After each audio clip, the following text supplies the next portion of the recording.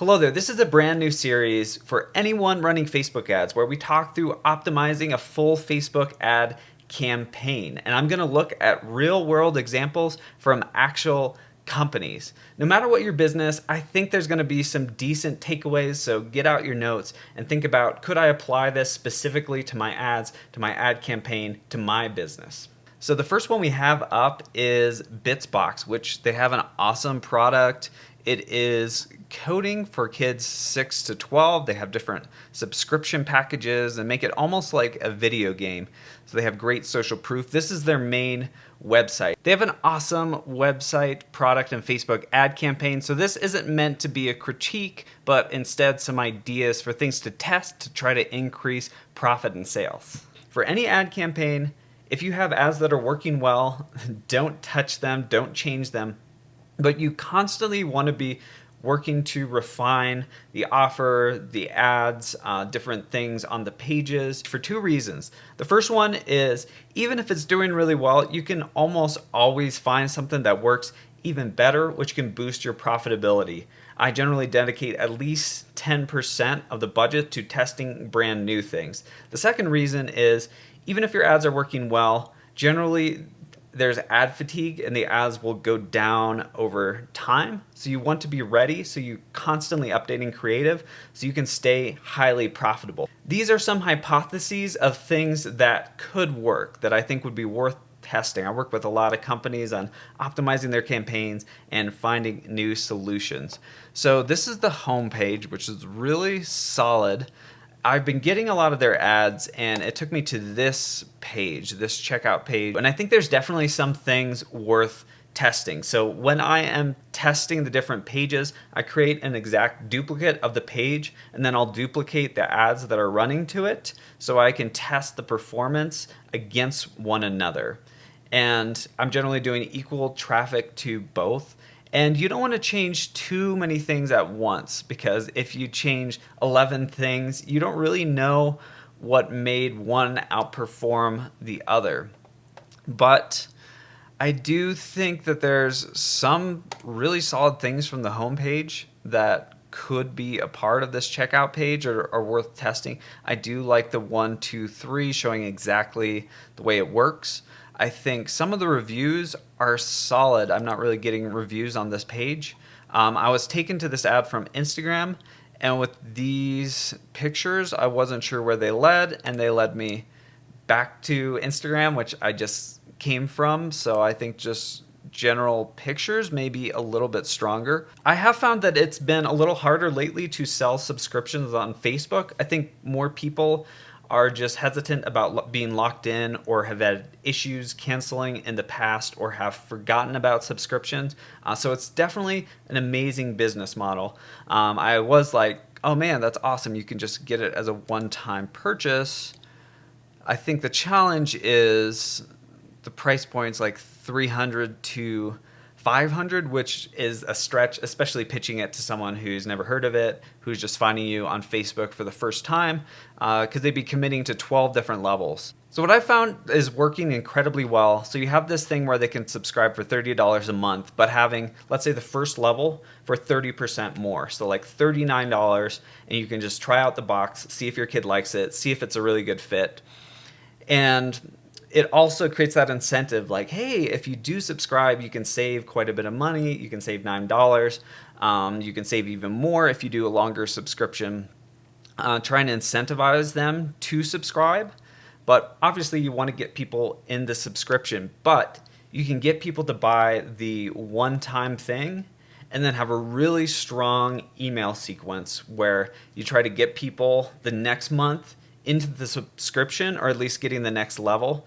You can also do ads that start triggering at 30 days that really pitch people into getting the full program. They've now gone through it, they like it, their kid enjoys it, and then it's a lot easier to pitch them, hey, why don't you just sign up for 12 months? It's a much better deal. Think about how amazing this program has been. Even in the email sequence, you want to make sure that they're actually using it, so different tools and tips, because a lot of people, they may order a treadmill, but they're not going to be happy with it unless you actually help them use it, get results out of it. It could be beneficial to try out text-wise, really thinking, what are people's super long-term goals when they get this? So obviously it's a big goal to, have your kids replace screen time with learning, get better at coding, but what does that unlock for them? How does that help them in the future? Is this they want to get them into college? Is this, life skills, different career paths? Maybe they've talked about different jobs that they want, what do you want to be when you grow up?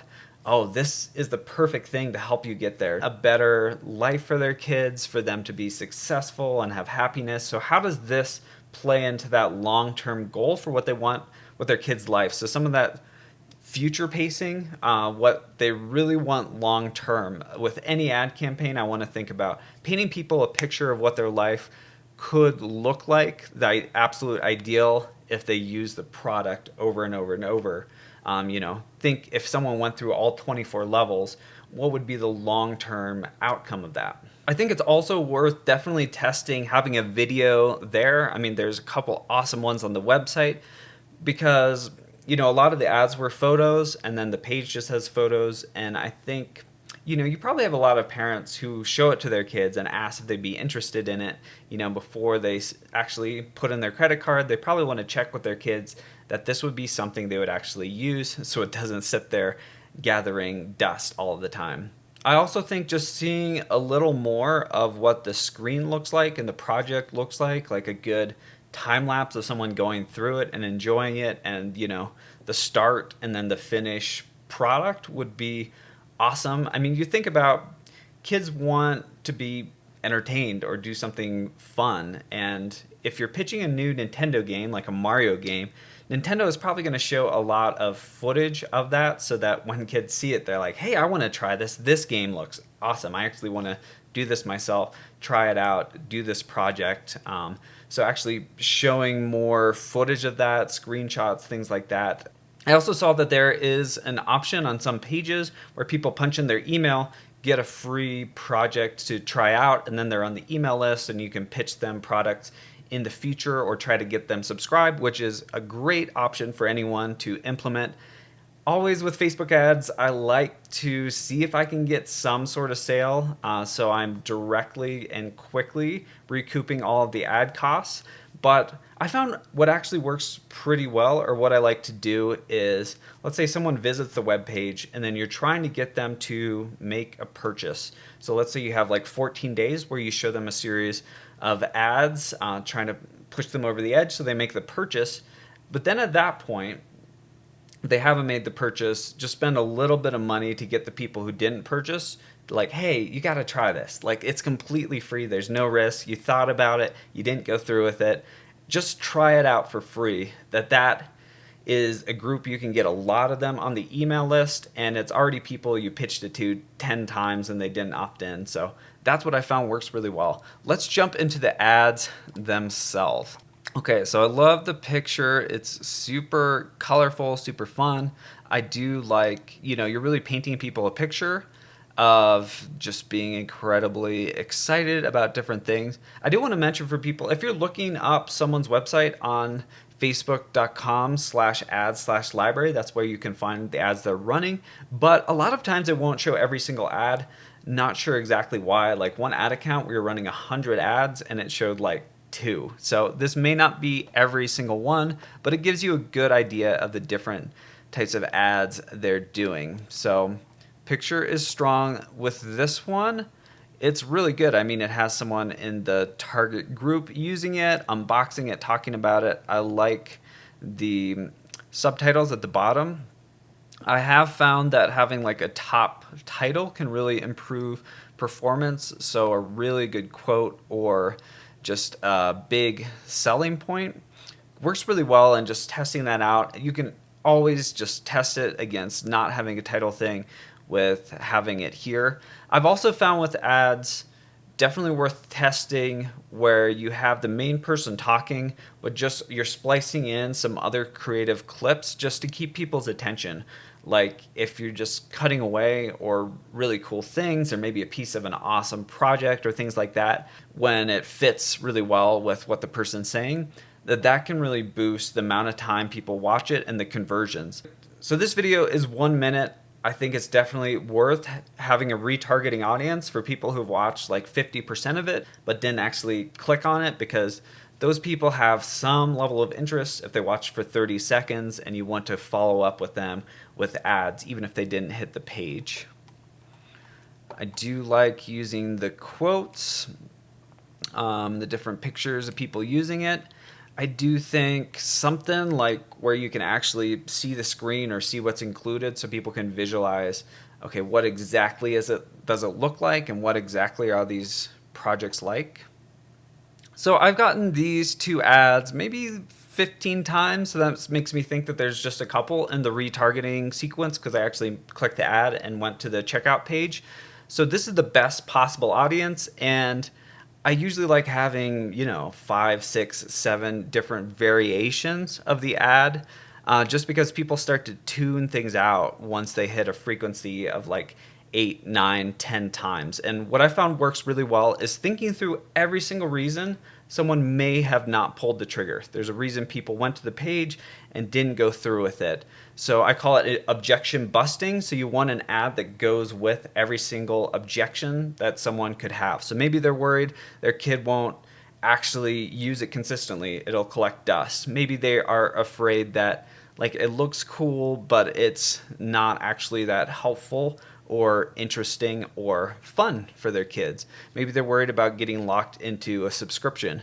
So actually knowing your customers, speaking to them, talking to them, and then having like a testimonial or specific information about that to really remove all objections, remove all barriers to that.